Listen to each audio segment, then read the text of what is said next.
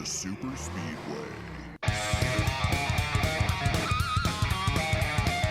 Welcome to episode 275 of the Super Speedway podcast, recorded Wednesday, April 19th, 2023. I'm your host, Eric Young, and I am joined, as always, by my co-host, James Cush. James, how's it going this week? Eric, I have something. I was waiting for you to hit the record button before I told you this. I was just like you this weekend. What's that? I was at an ice rink. Oh, yeah? Yeah. I had to go to a birthday party. Wow. And it was at the Midland ice rink. And I thought, Eric, I can feel Eric's been here quite a bit. Yeah. And this is strange. I'm at a place where I don't feel comfortable. It's not in my element. But you've been all over, man. You've been chasing the Saginaw Spirit around in the playoffs. So I left the country, man. I that's went to Canada. I know. You're on the. When does Dream Bigger Media start the Saginaw Spirit podcast? That's my next question. Yeah, I don't know. So I guess Saginaw Spirit I could do, but it's the other teams that I don't know enough of the players and information about the other teams to really dive into it. There's another photographer that shoots for the league that I talk to all the time, and she talks about the other players on a first name basis, and I'm like, I don't know who you're talking about. If they don't nod and smile, if they don't play for Saginaw and maybe Flint, I don't have a clue who they are. Right. So I'm trying to learn them, but man, there's a lot of teams and stuff, and you only see them a few times a year. Right. So the playoffs help because you see the same team a bunch of times, but we're inching in on the end of our playoff run. We'll see. The Spirit have to win tomorrow night, Thursday night, to keep going. Otherwise, they're out. So, yep. But that just means more time to concentrate on NASCAR, and exactly, it's a big year for the Spirit next year too. So this off season's not going to be very long this year. So yeah, it's good stuff. Good stuff. Right? Yeah. It's I was going to tell you too. So my daughter looked at the ice and saw that the ice dancers were out there practicing, and there you go. I could feel my bank account start to slowly hurt as she said, "Dad, that looks like fun." Yeah. And I said, "Yes, very much so." Yeah, I would guess that figure skating is a lot cheaper than hockey. Probably it could be. I don't know. It's got to be cheaper. It's got to be cheaper than dance. I tell you what, because dance is trying to. Yeah. Put me in an early grave, that's for sure. They all get your money somehow. Oh my God. Well, what I learned, James, is what you need to do is football. Football for the kids is the way to go because everybody donates to football. So It's really cheap because the equipment's already there and you don't have to pay a whole lot to get involved because they got money coming out of their ears in football. Yep. The American sport. Well, with two daughters, I don't know how long that how long that can run. Yeah. For me. Yeah, that might be a strike against you. But hey, man, it's 2023. Yeah. Exactly. Who knows where we'll be in a few years? Yeah. So there you go. Good idea. Yeah. So we're here to talk about NASCAR, and James, I really, really considered just proposing to you that we come on this podcast and say, you know what? Martinsville sucked. Let's talk about something else. Becoming a trend, I think. So I guess let's start with this. First of all, Kyle Larson finally gets a win at Martinsville. Good for Kyle Larson. It's been a track he hasn't run well at. Obviously, there's a lot of significance to Martinsville Speedway, and Rick Hendrick, Fox, and NASCAR did a really cool. I don't know if you saw it, James. Probably the flashback reenactment of Jeff Bodine's win. Yes, I saw it. Yep. That was pretty cool. So, it's an important track for Hendrick. There's a lot of emphasis put on this track. Larson's not been good on short tracks. He's not been good here, but he gets himself a win. I think probably, James, if you or I maybe had the lead on the last restart at Martinsville, we probably could have won this race too, considering the amount of passing that was going on. Yeah. But, yeah, so let's talk about – we got that out of the way. Remember about this time last year, or right around this time, a little before this, we were all in on this car. We were like, this car has done everything it's supposed to do. We are down. We're no longer going to talk about the package. We're happy. What the hell happened in a year? We've been talking about the package ever since. Right? I listened to Dale Jarrett today. Okay. doing a little pre-show prep, I kind of saved my NASCAR consumption for this morning because, you know, we're a day late. So I'm like, I want to make sure it's some things are fresh in my mind. I heard Dale Jarrett say something really smart that I hadn't thought of. And he said, you know, NASCAR races on all these different types of racetracks. Right. And you have one car. Mm-hmm. And something's got to give somewhere. The car can only be so good so many different places. And right now, the car is terrible at short tracks, no matter what you do. Right. And it seems, and I heard, and that echoed what Kyle Larson had said after the race, where he said he couldn't tell the difference in the rules package from this year to last year. He said, if you had told me we hadn't changed anything in the car, I'd believe you. And if you told me we did, I'd believe you, because it was, he said, I just felt the exact same. You couldn't tell. And obviously everybody's trying to fix it right now, and you've got Harvick and Hamlin screaming for engine changes now. That's the new thing because Goodyear can't do it anymore or whatever. Right. It seems to me, I don't know. I hate doing the how do we fix NASCAR. I know. Stuff. But tell you what, let's not do that so much. If you want that, listen to Tuesday's Dale Jr. download. Yeah, there you go. Dale Jr. does. Yeah, he's always fixing NASCAR. He breaks it down, man. He comes up with 5-6 different suggestions on how to fix it. One thing I will say, and Junior, and I'll piggyback off of Junior on this because he talked about it. I really think that probably the biggest issue, aside from shifting, which I think everybody kind of agrees is an issue. Yeah. And I don't know the technical aspects behind the transmission or the drive axle or whatever the hell it's called that they have this year. Transaxle, that's what it is. Transaxle, yes. I don't know the specifics behind it as to how difficult it is to just take a gear out of it. I kind of worried last year when we added a gear that maybe that's going to be an issue. But honestly, probably the biggest place that we can fix other than that is having a tire that falls off. But the problem is Goodyear doesn't make money off of NASCAR. Goodyear uses its appearance in NASCAR as an advertisement. And it's not a good advertisement if your tire fails during the race. People don't run out and then buy Goodyear tires. Your favorite driver is famous for when something bad goes wrong, bitching about Goodyear tires, and Tony Stewart. So Goodyear can't afford to make a tire that's going to fail. So they're making hard tires that don't wear out, and you can't blame them. I mean, and it's not like there's competition to where somebody else can make a tire that's better because Goodyear's the only game in town right now. And I don't think the solution's a tire war either. Certainly not. I think a tire war would be horrible. It certainly was. I mean, we lost some drivers in the last tire war. We don't need another one of those. But you know, if only we could get all the drivers to get together and say, listen, let's not complain about the tires and we'll bring a softer tire to the track. I don't know. I thought the best racing all weekend pretty much was the truck series on the rain tires. Because they fell off. Yeah. You know, I mean, maybe that's the solution. Let's just run treaded tires on all the tracks. So I don't know.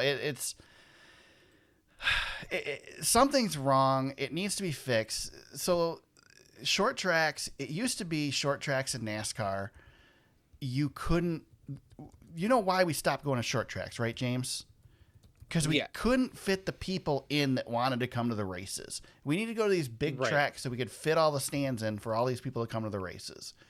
Well, now, how many years are we going to tear seats out of short tracks that we used to not be able to fit enough seats in before we go, man, we got to fix this? And I don't think NASCAR is sitting here going, everything's great. I think they know there's a problem, but man, we got to get on this and get this thing fixed because the short tracks are our bread and butter and we're adding them to the series and they're our worst racing right now. Right. And, you know, to add to your tire point, you know, it'd be nice to have fall off. 100% agree with you there. But when you're talking about the Cup Series, you're also talking about the widest tire that's ever been put on a stock car. And it's still not really though. I mean, how big are the tires? And Junior brought this up. How big are the tires they run on the modifieds? And the modifieds put on a great show. Well, sure. And what's the difference? The modifieds have gummy tires. They have tires that wear. Right, but the way these cars, and especially with the rims, Yeah. Eric, there's not a lot of room. I think that's Yeah, I part know. of the problem. Well, there's no sidewall. You know, yeah, exactly. There's nothing there for the tire to lean on. You've got a big rectangle basically is what it looks like. Now, yeah, it's while we're arguing that this race is bad, I did want to take a look at something really quick because inherently we always talk about how bad these races are and it used to be so much better, blah blah blah blah blah. So I pulled, NASCAR has a statistic they put out every week of quality passes, number of quality passes in a race. I don't remember what the definition of a quality pass is. I believe it's green flag pass, and there's some stipulation behind it, but whatever. It's the same 10 years ago as it is now.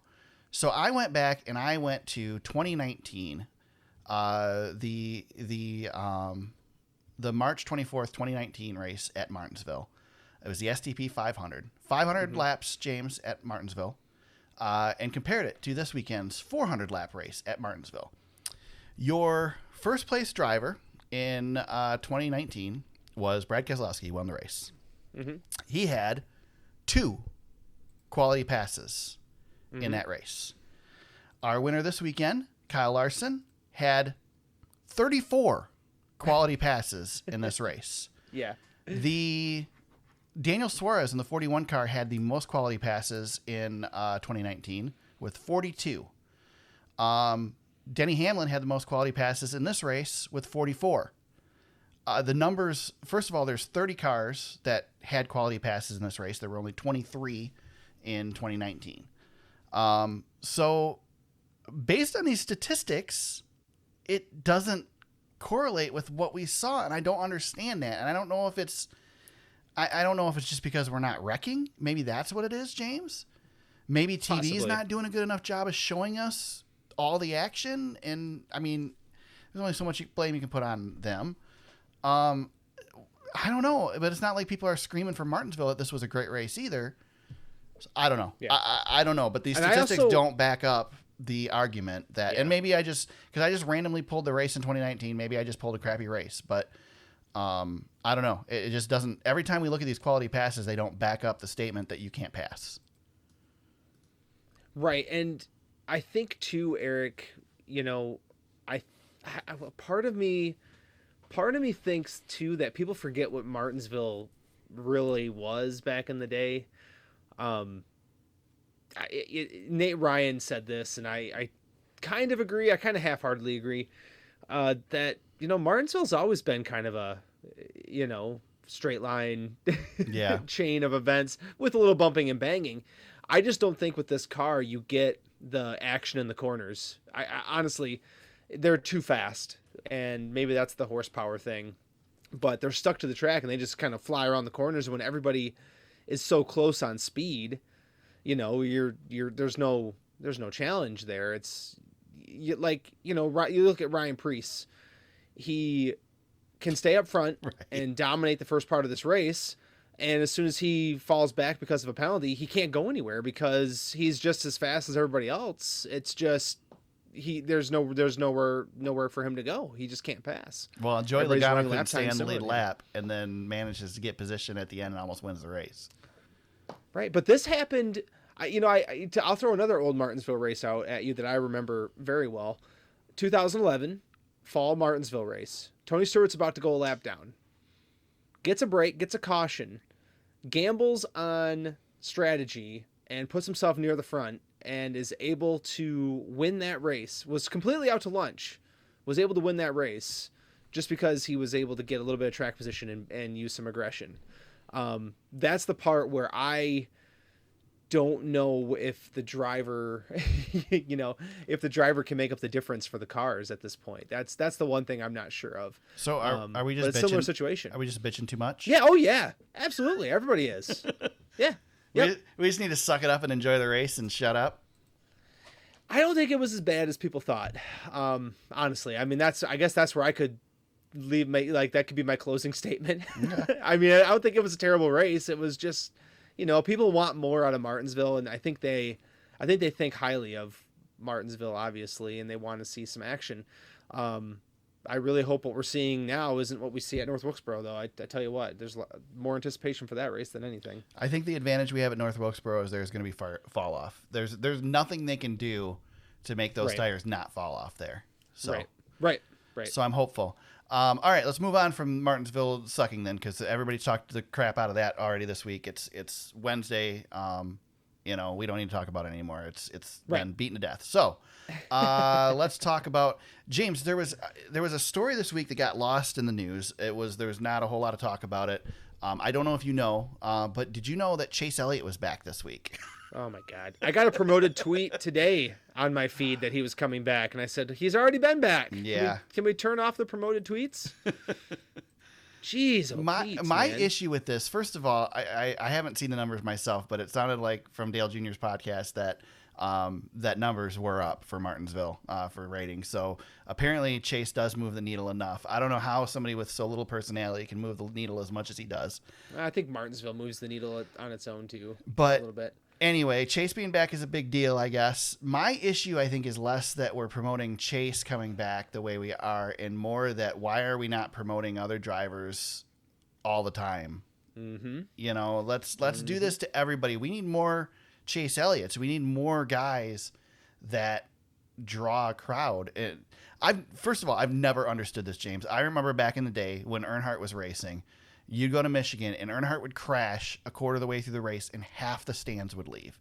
And I've just never understood that because I'm a NASCAR fan. I'm a fan of drivers, but I'm a NASCAR fan, and I'm not going to leave just because one driver's out. But there's a lot of fans that are like that. Yep. I don't get it. Yeah, we spend a lot of time with this, situation, and then we have a situation like Corey LaJoie's where he brings this awesome sponsor on. It's a great story. NEGU is on his car. And they don't even talk about him all race long. And then they bring him on Race Hub to speak on it a little bit more. Yeah. So I just, there's no balance there. I understand it's exciting for some people that Chase is coming back. But this is I think what NASCAR is trying to tap into is what F1 seems to have right now, and that's personality. Right. Unfortunately, I'm not sure Chase Elliott has the biggest personality. Does he have one at all? I mean, I don't know. I don't hate Chase. I like Chase, but he definitely plays it pretty straight. Yeah. Denny Hamlin's got personality. Let's promote the crap out of Denny Hamlin. Well, Joey Logano's got personality. Promote him. Yeah, well, when Denny Hamlin shares his personality, he gets they fine him and take points away. Yeah. It's really weird. I don't get it. I think we've got a lot of good personalities in the sport, and we just don't do a good job with them. Like we did. People really cared about that kind of stuff back in the 90s and 2000s during the boom. I mean, they really loved their driver. Like you said, Eric, if a guy crashed, they'd leave. Dale Earnhardt fans would leave, or Jeff Gordon fans would leave. Yep. I remember those days myself. It's, it's not tough. only that, but you also hated those drivers. If you either loved that driver, you hated that driver. I mean, how many anybody but Earnhardt stickers did you see back in the day, or anybody but Gordon? Yeah. Yep. I had a shirt that was airbrushed that was out with the old, in with the new, and it was Jeff Gordon's numbers being spray painted over Dale Earnhardt's number. Yep. I mean, that's the type. We just don't have that stuff anymore. Now we get a rivalry and we find the drivers for it. I have this theory, or whatever, this belief, I should say, that NASCAR is a regional sport, just like baseball. People think Major League Baseball is a national pastime, and it's not. It's a regional sport. Fans who love the Detroit Tigers aren't seeking out the Miami Marlins or whatever. They're not watching those games. So when the Tigers game's done, you know what they're not doing? They're not watching baseball on TV. Yeah. They're watching their market. Same thing. I think hockey's got this a little bit too, Eric. I'm done watching. I mean, the Red Wings are out. I'm done. Yeah. I mean, how many playoff games do you watch right now? And that's the best part of the hockey season, as so I'm told, right? The hockey playoffs are amazing. And the same thing with basketball. I think basketball is a little bit more national because of the star power that they have, but same thing. If your team's not in it, you back out. And the thing with NASCAR is all the teams play at one time on in one place. Yeah. So if you do lose a driver, I do understand that to a certain extent. But I haven't had a favorite driver for 7 years now, like a number one driver that I like to watch. I have my favorites. I have, drivers I prefer over others, but Right. I just like watching the races and tuning in. And, I'll be honest with you, there's times where I'm busy and, I'm watching the race a bunch of different ways, but I'm not coming and going because, Chase Elliott's not in the field. Like NASCAR doing promoted tweets to me, the average fan, I guess, is I'm not a Chase Elliott fan. It doesn't do anything for me. I'm watching the race anyway. Why are you targeting me? I'm not your target audience for this. Yeah, I've historically cheered for the guy who's in second. I want to see the battle more than cheering for one driver. I mean, like you said, I have my favorites, but that only extends so far. There's, Kyle Busch is, arguably my favorite, but there's been many times I've rooted against him because he's running away with the race. Mm-hmm. Exactly. All right. So the other controversial moment of this race that I wanted to talk about, as my dog barks in the background, is there was a tire issue during the race, James, and the tire, according to TJ Majors on Door Bumper Clear this week, sat on the track for 39 seconds before NASCAR threw the caution. TV clearly showed it twice before the caution was thrown, and clearly showed it within the view of the flagman, but the flagman in NASCAR doesn't have the authority to throw the caution. Ceremonial position. It's so ridiculous. Yeah. How does this stuff... I get where the tire was located. The tire was located against the wall. You couldn't see it from the tower. But how do they not... It's on the freaking TV. I know they got the TV in the tower. How do they not see this? How does it go almost 40 seconds? We throw a caution for Kyle Busch spinning onto pit road at Bristol, but we don't throw a caution for this when it could have killed somebody. Yeah, I know the officials are doing a lot of things at one time, and there's a lot of stuff going on a half-mile track. It's just not an excuse. Mm-mm. You can't make an excuse for it. And the only thing I can think of, because I knew we were going to talk about this, was you got to give the flag man their flag person now. Yeah, right. I want to be politically correct. The person doing the flagging, you got to give that person. You got to give them some authority at some point. If they see danger in front of them, they should be able to throw the caution. Yeah. And trigger it. I don't First understand. First of all, their life is in danger right there. Yeah, the tire bounces up. They are the most exposed official in the garage when cars are on the, or in the facility when cars are on the track. Now I know on pit road it gets a little dicey with some of those officials sometimes, but that's not the least vulnerable place to be. So yeah, I don't know. I don't understand how this type of stuff keeps happening. I don't know if they need more officials. I don't know if they need more people that can make a call. I realize that every time NASCAR throws a quick caution, everybody throws a fit. So, and you can't tell me too, Eric, that the official doesn't see that tire and they can speak to the. Right. I'm sure they can speak to the officials, right? You would think they can say, "Hey, tire in turn 4.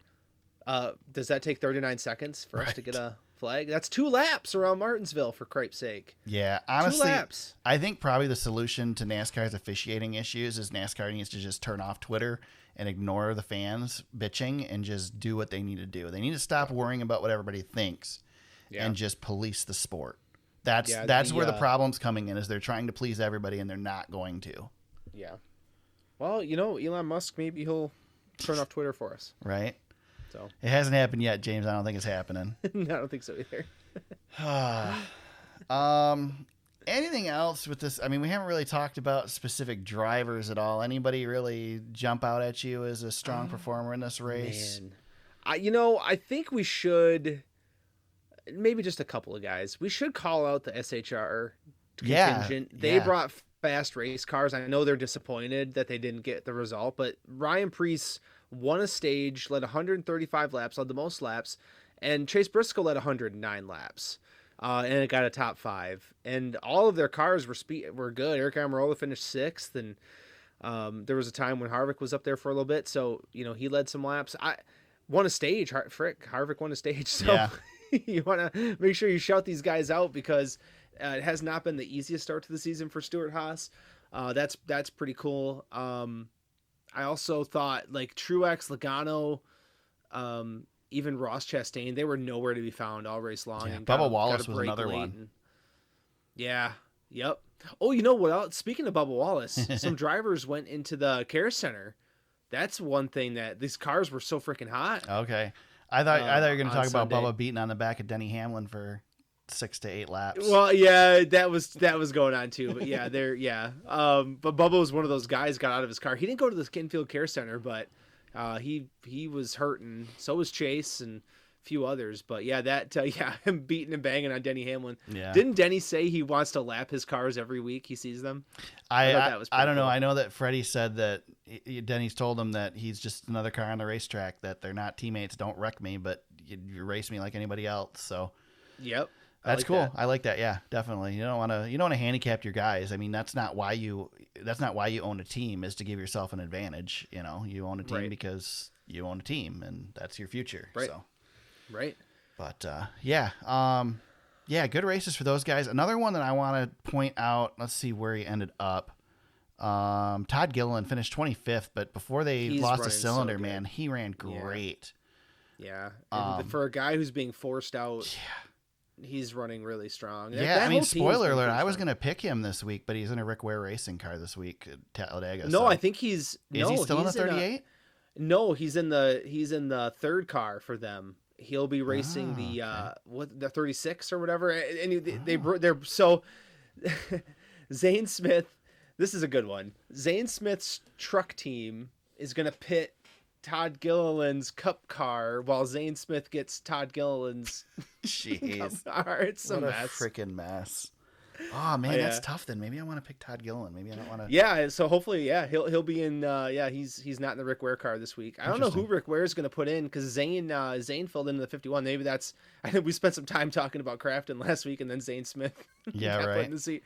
That was actually I actually liked that. That was a really good. That was a good move on the behalf of Ford and Rick Ware to put Zane in the car, even though he didn't have a great race. I thought that was good. Yeah. But that whole situation, what a mess. That team is actually running pretty good, and they've got themselves in a little bit of a pickle. Kyle Larson has now won 21 races in 304 NASCAR Cup Series races. Yep. Second victory and fourth top 10 finish this year. Ty Gibbs was your highest finishing rookie at 18th in this race. Nice quiet day for Ty, pretty much. Yep. Eric, I was going to ask you about this one too, real quick. Yeah. So Kyle Larson wins his second race of the year. He's let a couple of them get away. Man, it's starting to feel like he's got something cooking now. I think it's starting to feel like Hendrick's got something cooking. Nothing. He had nothing in this race, and they found a way. Yeah. To get it done. I mean, I'm never going to bet against Kyle Larson. I mean, I think he's arguably. I mean, he's the best racer in auto racing right now. He's in his whatever this window, however long this window lasts. He is in that window, that Kyle Busch window. Yeah. That torch is now passed. It's Kyle Larson's time. Kyle Larson just ran his first race in a modified last night at Eldora and won. I know, he freaking won. The dude can win in anything, and I mean, honestly, I wish he would go over and run a top alcohol dragster and see if he can beat Tony. I mean, now that Tony's we got to get him in an there. SRX car. That's the next thing we got to do. There you go. I mean, shoot, this guy wins in everything he gets in. He's definitely, we talk about Jimmy Johnson being the greatest of all time in NASCAR, but Kyle Larson is working his way toward greatest of all time, period. He's I don't know, like generationally, gosh, I feel like we just talked about him a whole bunch when he won his last race, but he's that special. Yeah. But I don't know, like drivers like him don't come along very often. Like you get one every 10 years or so that are special like him. Kyle Busch was one of those guys. Jimmy was one of those guys. I think Tony was one of those guys. And before that, probably Jeff Gordon. Yeah. Jeff Gordon for sure. Like really special talented guys. And, Kyle's at the point now where if he doesn't get 2 or 3 cups, it's going to be a complete disappointment. Yeah. I think, cause he's so good. Like Kyle Busch should have more than 2. That's where Kyle Larson's he is in that whole realm now. It's his time. Oh yeah. One thing that Kyle Larson doesn't have, though, James? What's that? He is not a Formula One champion, which we found out this week that J.J. Yaley is a past Formula One champion. Yeah, I thought you'd get a kick out of that. 2009 Formula One champion. Yeah. Who did he oust? Who won the 2009 Formula One championship? I think that was Jensen Button's. I don't think that was one of the Lewis Hamilton ones. Talk about disrespect for Jensen Button. The funniest thing about F1 right now is that they're trying to rewrite history. Lewis Hamilton's going to lose a world championship and get one back all at the same time because of the politics going on over there. It's ridiculous. Yeah. So stupid. So, in case you missed it, Fox had a graphic screw up. I think, it was during qualifying or practice with JJ. Yeah, it was qualifying. They still had the stats on it from Coda. Yeah, it's so funny. Good stuff. Anything else to Cup race before we move on, James? Just one more driver shout out. Ricky Stenhouse is putting together a nice season. That might be the last thing I'll say on the day, but he's got another top 10. He had 5 all of last year. He's at 4 already. 9 races in. There you go. That team's not that Daytona win, not fluky, and in this season definitely not fluky. That car is pretty quick. Yeah, I agree. So NASCAR Xfinity Series also raced at Martinsville this weekend. John Hunter Nemecheck did probably the coolest burnout ever in the history of burnouts, lighting the track on fire thanks to the mud flaps, and then gets out of the car and proceeds to brag about his sponsor, which happened to be a fire safety company. So funny. Meanwhile, he also led 198 laps of this race, so of a 250 lap race. Yeah, that was a butt whooping. That was a butt whooping. At what point do we have to start policing the burnouts, because we're destroying stuff at a pretty high clip at this point? I think it was Elton Sawyer talked about it and said they're not too worried about it yet. So all right, well, that's fine. He said as far as getting through tech inspection, they put new tires on it and roll it through, and it's just fine. So I guess remember when they want drivers to celebrate, they enjoy the burnout. NASCAR does. So remember when Dale Jr. accused Martin Truex Jr. of cheating? I just watched that video actually. Oh, okay, good. Yeah. I had actually thought about that. And then I saw that video not too long ago too, about blowing out his rear tires. I was like, that's pretty interesting. I would be remiss too if I didn't congratulate Kyle Larson on his burnout all the way around the track too. That was pretty cool. Oh yeah, he's getting good at that. That seems to be his new move. Yeah. he's really good at the long burnout. Yep. Remember when he used to take the steering wheel off? He got in big trouble for that. Yeah. That was better. That was a better burnout, I think. I love that. I thought it was great. I don't know if I'd like it if I was the guy standing on the track with the camera, but yeah, maybe that's why he got told not to do it anymore. I worry about that guy with the steady cam running around out there during the burnouts. I feel like he's going to get hit one of these days. Yeah, why can't the Choose drone come out there? I don't know. Fox got rid of the drone they used to fly around during the burnouts. I don't know what happened to that.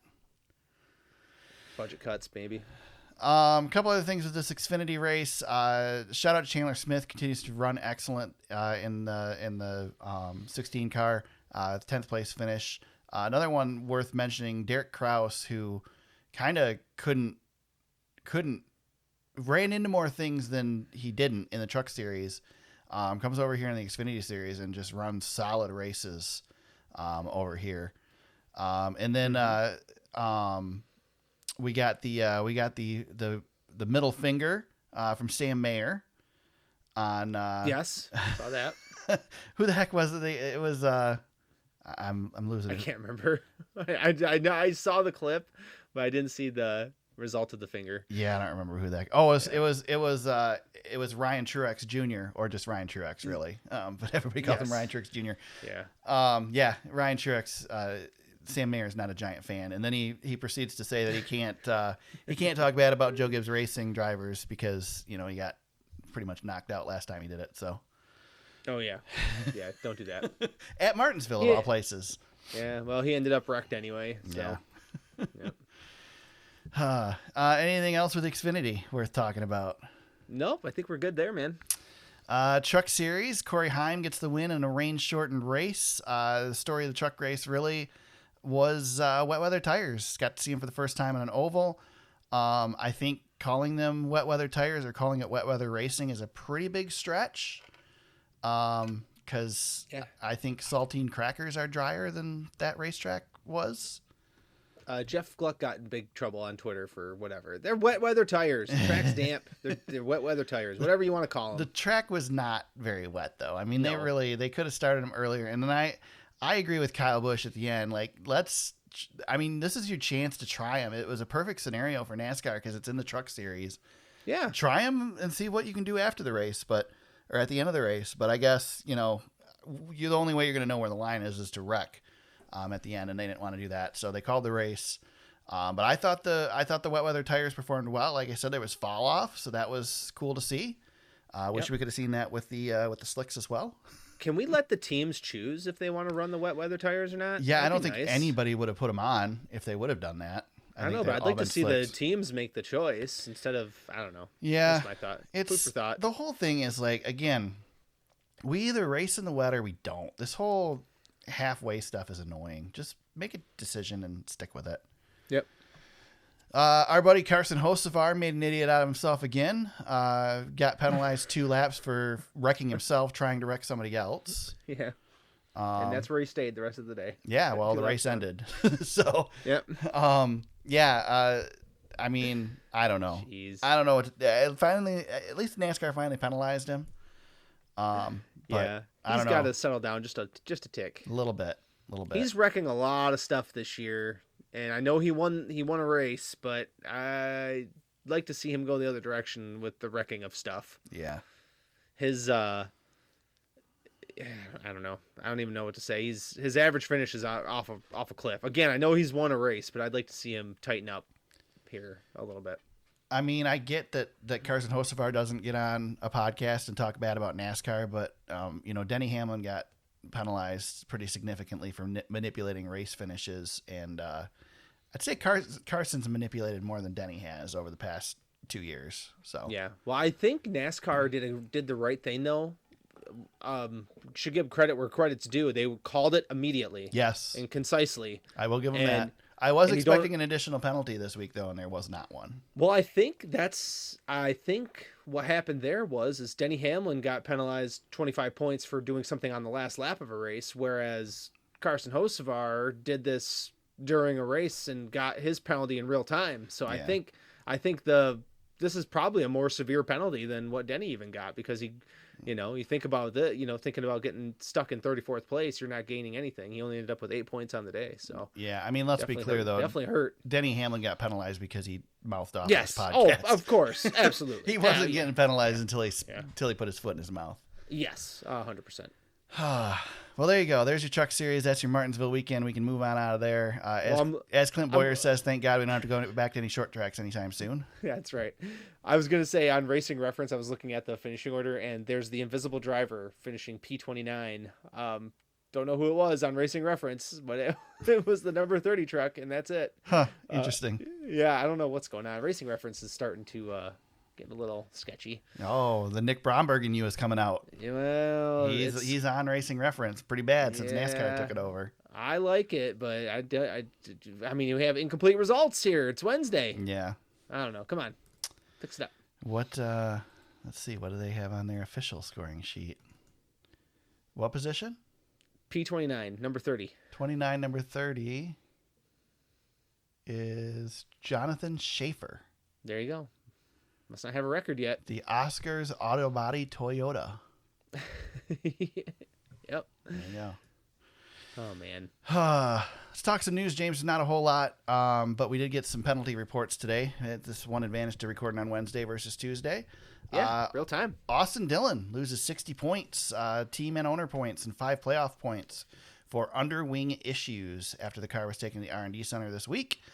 Crew chief Keith Rodden also was fined $75,000 and suspended for 2 races. Yeah. So messing with parts again. NASCAR's dropping the hammer this year. Yeah. Not fooling around. Yep. The whole suspending the crew chief thing though is so stupid. Did you realize that they're actually like on the property, sitting in the bus lot, calling the races now? They're literally. They used to be like they were at least not at the track. They were radioing in, but now they're literally still at the track. That's funny. It's stupid. What the hell's the point? I guess they're not in the scorer's tower, so dumb. Well, NASCAR maybe needs to write the rule that they can't be on the property. That's what I'm saying. Just come on. Somebody on Moody's show called in and suggested that NASCAR has a room for them to sit in the press box with a rocking chair and make them sit there so they can watch them. It's like that. Well, we don't really want to capture them and put them in a cage. A penalty box? Yeah. Let's fly the crew chief out there just to sit there. That sounds like a brilliant idea. It's funny. The callers on that show usually they have some pretty good ideas. I enjoy it. Yeah, they come up with stuff. Speaking of penalties, the NASCAR Appeals Committee amended Kaulig's penalty into match Hendrick's penalty on the louvers. Per NASCAR made the request according to a statement from NASCAR. So Kaulig gets their points back and all that. So that was the right thing to do. Yeah, I think NASCAR came out good on that one. They basically said in their statement that they disagree with the change that was made, but hey, that it needs to be fair, and I like the that. Penalties. Yep, the penalties are the exact same. You should make sure that they're the exact same. That was Yep.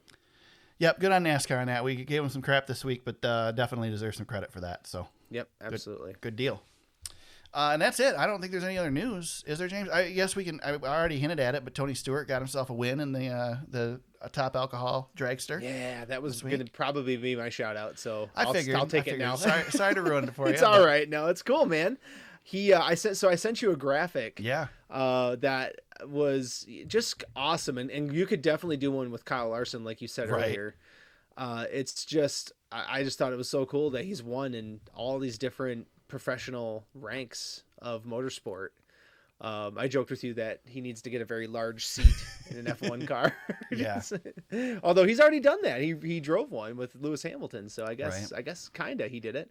But yeah, it's just cool, man. Adding an NHRA win to his, World of Outlaws, NASCAR wins, and Indy cars. Man, it's IROC, just a lot. It's cool, man. He's definitely the AJ Foyt, I guess, his idol. He's that guy. Definitely for his generation. Just put him in anything, he can win. Definitely. I wonder. I've not seen the booth at Talladega. I wonder if the door is big enough for him to get his head in it this week to help broadcast. I hope he comes strutting. I hope he comes peacocking in. Has the trophy in hand. That'd be cool. Yep. No, nobody else in that booth has won in a while, Mr. Boyer. Right. Yeah. That's pretty cool. I'm sure Boyer's going to bring it up this weekend. He'll have to. Yeah. That's cool. I got a lot of respect for Tony. Tony's definitely, his generation's, greatest when it comes to anything with four wheels. Yep. Like I said, Kyle Larson is definitely closing in on that in his own right, in his own generation. But I think Tony's got that title for his. I think Tony and Kyle Larson could have been series champions in anything that they put their time into. If Tony would have went with the World of Outlaws route for his entire career, he would have won championships. Same with Kyle Larson. They would have IndyCar. Tony did win the Indy title. Yeah, if he'd have stuck with IndyCar longer, he'd have gotten that Indy 500 too that he didn't get. Yeah. Absolutely. I wonder. Of course, he didn't get the Daytona 500, so I guess it's easy to say that. But yep. 100%. You pick your battles, and you only get so many years to do these things. So it's a pretty interesting. He's definitely got one of the more interesting motorsports resumes that's ever been put together. I'm glad that the old goat's still getting wins, right, James? Yeah, the old goat. Yeah, we'll see that with that paint scheme this week, right? Yes, that's awesome. I like that you said that to me. The Chase Briscoe scheme honoring the old goat Tony Stewart is pretty good this week. So them and Mahindra tractors, very cool deal. So yes, absolutely. Speaking of that, James, we're going to Talladega this week. This is one of my favorite races of the year. I'm a little skeptical because this car has not been the greatest on the speedway tracks. I'm really hoping we get a third line. If we get a third line, it'd be a lot better. But I'm not anticipating that this track that you can fit 5 wide on is going to produce anything but 2 wide racing. But hey, I'm still excited. It's Talladega. Yep, me too. We get Xfinity racing as well. I think we get the ARCA cars too. So cover your eyes and cross your fingers for that one. But we're coming off of our picks. We get to make our picks this week. James, I'm still trailing you because while I actually managed to muster out a decent finish with Martin Truex Jr., God, I thought it was going to go bad again. He did get me 34 points, but you still managed to beat me by 10. with 44 points with your Denny Hamlin pick at Martinsville. It's become this is a thing now. It's really good. Yeah, so you've scored 169 on the season and you're down 160. Yeah, that's ridiculous. I was looking at this, and so 34 is my highest finish. I've had 34 points twice this season. You have three races only that you have finished below that. So every race otherwise you have finished above that. Oh, man. So that is why you are completely destroying me. But I still get to make the first pick this weekend. And I went back and forth, but I'm going with the super speedway guy that I still have and probably not going to use anywhere else. And I'm going to take old number 3, Austin Dillon is my pick. Ooh, coming Talladega. off the and coming off the penalty. So yeah, probably some motivation there. Yep. I'm hoping. Sorry, Austin. Sorry to jinx you. You left me. You didn't have a choice because I already had him. Or you already used him in the Daytona 500. Yeah. Brad Keselowski. Yeah. I've been waiting for Talladega to use him. Let's go. He has a chance to break a tie with Dale Jr. for second on the all-time wins list at Talladega. This will probably be the most that I've cheered for one of your drivers ever since we've been doing picks. I guess it doesn't matter at this point, right? No, right? Right. Yeah. Yeah, I want to see Brad get a win. I really do, and this is definitely a good opportunity for him. Stenhouse, a really good choice here as well. I know a lot of people are saying Eric Jones is a really good choice here. Yes. Obviously, Bubba Wallace is one here. Yeah, Ricky Stenhouse. Yeah. Ryan Blaney is a good pick. Always, yeah. Chase Elliott won here last year, one of the races. Yeah, Joey. Joe. This will be the 1-year anniversary of Ross Chastain's last win. There you go. Yeah, he's been a hot rod ever since. Yeah, only been a whole season. Just saying. Sorry. It's sometimes it creeps out, Eric. I can't help myself. Just James, I didn't even look at fantasy this week, so I probably won. How did fantasy go this week? No, you did not. Did I do terribly? I don't. Hold on, I'm just pulling it up here real quick. I did see. So quick shout out. I haven't looked at the updated stats of this, but shout out to Taylor for pointing this out to me. Taylor, our former guest that was on the show. Big fan. He pointed out that Barron Speedway is in the top 100. That's awesome. Of all of NASCAR.com fantasy. So that would explain why he's kicking our butts so bad. Yeah, that's crazy. Man. So I actually messaged him and he says, I just hope the run continues. I was like, oh man. Yeah, of course he's kicking our butt. But Ranger, our 3-time champ, he got the win, 207. Jeff Gordon for GOAT was second, and Barron Speedway he was third. Eric, I was in a 2-way tie for 5th, and you... Dead last. Where are you? You were 12th. Well, you weren't terrible. I mean, but 12th's pretty bad. With that, I was able to finally catch you in the overall standings. Barron Speedway's first, obviously. He's got a 150-point lead over Mickey Elliott. Tandem Draft Tone 3rd. Ranger 4th. I am 5th. And Eric, you are 6th. Only took you 10 races to catch me. That's right. Finally caught you, and now I'm trying to begin my assault on first, but I don't know. I'm over 100. I'm over 200 points behind Barron right now, so he seems to be in a nice, comfy spot. So we'll see if he can get all the way through the season here. He's definitely dominated the first quarter of the year. I should look and see where he's at if I can find him again. I gotta see. I couldn't believe it. I was like, man, he's top 100. That's awesome. That's incredible. It's incredible. That's crazy. Love to see him in first place. That'd be cool. Yeah, that'd be pretty neat. I mean, not for us, but no, absolutely for not. him. Yeah. Yeah. I can't find it right now, but he's probably still. I mean, he had a good week again, so he's probably still somewhere around there. There you go. I know you had your Tony Stewart shout out. Any other shout outs this week, James? Nope. That would probably be the one. That would be the one I was going to use. All right. I don't think I have any either. Hell. I told you before the podcast, I went through schedule of the short track races that I'd like to hit this year. I'm probably going to back off on the NASCAR stuff a little bit this year. Try and hit some short track stuff that I haven't been able to do the last few years and do some traveling around the state and a little bit outside of the state. And I just wanted to shout out the track in our backyard, James. I don't know if we mentioned on the podcast or not, but August 25th, the All-Star Circuit of Champions sprint cars coming to Tri-City Motor Speedway here in Auburn. Very cool for them to have that show. So if you're in the Michigan area and you want to check out Tony Stewart Sprint Car Series, go check them out at Tri-City on August 25th. So it should be a good show. Seen them. Yep, I've seen them before in person and really enjoyed the show. I mean, they are, it's not the World of Outlaws from what I understand, but it's pretty dang close. I've really enjoyed my time watching those guys get after it.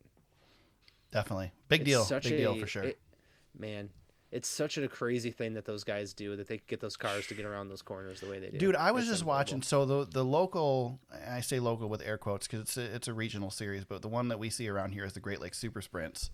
And I was watching some video from them. There was a crash at one of their tracks this week, and just watching before the crash the video of these cars. It's just, I mean, these are just local guys that are running these things, and it's just incredible to watch these sprint cars. If you've never gone and watched a sprint car race on dirt, I mean, honestly, on asphalt, they're pretty awesome too, but on dirt, to watch them go into the corners and not even lift, they just turn sideways and just stick. It's amazing. Yep. I mean, we ran a 30-lap feature at Tri-City when I was working there with the Great Lakes Super Sprints in like 11 minutes without cautions. Man. It's just insane. Yep. Yeah. I don't know how they do it. It's crazy. And the fact that they don't wreck very often is the craziest thing. Like, all you got to do is touch tires and go flying. But Yep. And late models are the same thing. I don't understand how a late model gets through the corner the way it does.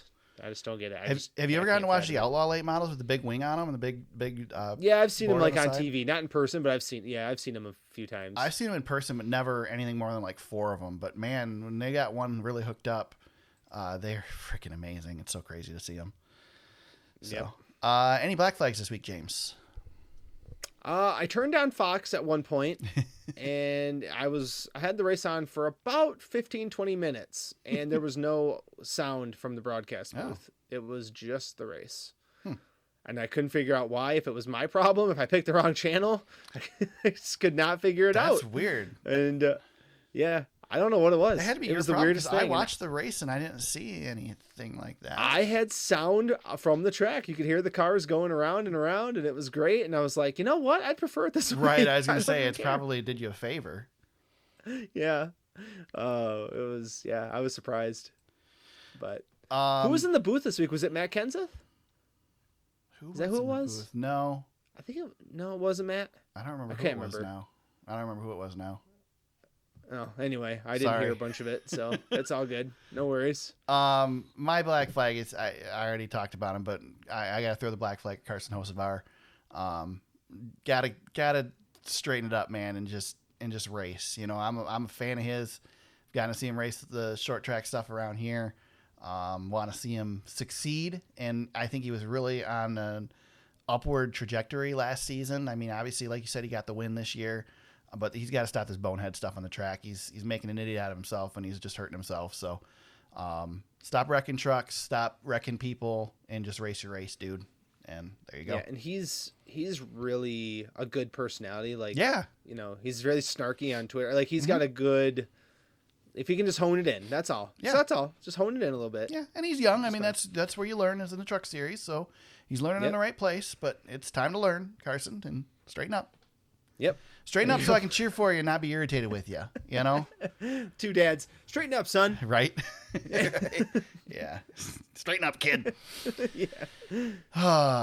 James, where can people find you on social media if they want to hit you up during the week? At James Cush on Twitter. You can find me at TSuperspeedway on Twitter. You can find us on Facebook at facebook.com/TheSuperspeedway. Our website is thesuperspeedway.com. You can find the podcast on Apple Podcasts, Spotify, Google Play, and Anchor. Subscribe wherever you heard us for new episodes each week. And if you go to anchor.fm/thesuperspeedway, you can leave us an audio message and we might just play it on the show. We go to what Fox calls the world's fastest super speedway, which is interesting because they don't go the fastest there. But Talladega Super Speedway this weekend.